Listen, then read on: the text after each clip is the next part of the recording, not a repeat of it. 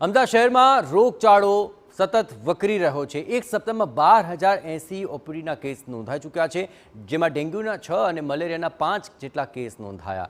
ઝાડા ઉલટીના 53 દર્દી અત્યાર સુધીમાં નોંધાયા છે, જ્યાં સોલા સિવિલમાં કોરોનાના 2 દર્દી દાખલ થયા છે। આ ઉપરાંત 70 વર્ષીય મહિલા અને 2 વર્ષના બાળકને કોરોના થયા હોવાની વિગતો મળી રહી છે। આપણે જણાવીએ કે અહીં સતત કેસ સામે આવી રહ્યા છે।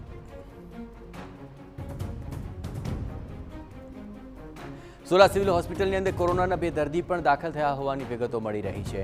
આ ઉપરાંત કોરોનાના કેસ પણ દિન સામે આવી રહ્યા છે।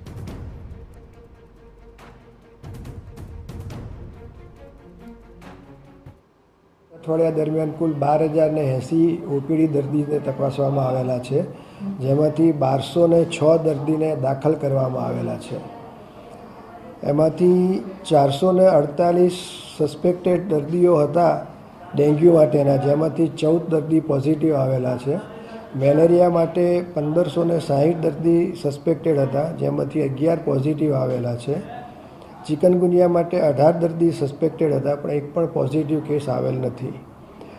એક્યુટ ડાયરિયલ દર્દીની વાત કરીએ તો 132 દર્દી એક્યુટ ડાયરિયલ ડિસીઝના જોવા મળે।